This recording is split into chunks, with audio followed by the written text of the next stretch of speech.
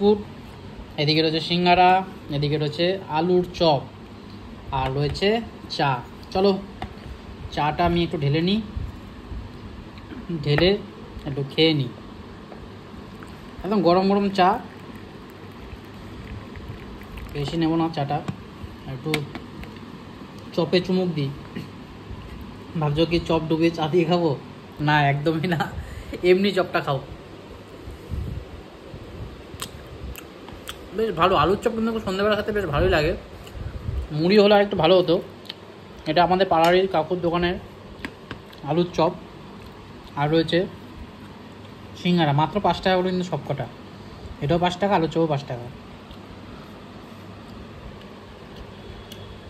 সিঙ্গারাটা খুব ভালো বানায়, খুব ভালো বানায়।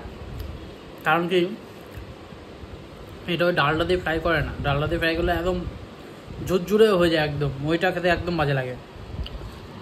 যাই হোক, চাটা খাই। আজ মনে হচ্ছে বৃষ্টি নামবে, বাইরে ওয়েদার যা দেখছি, আকাশ পুরো মেঘলা, হয়তো বৃষ্টি হতে পারে কলকাতা আজকে।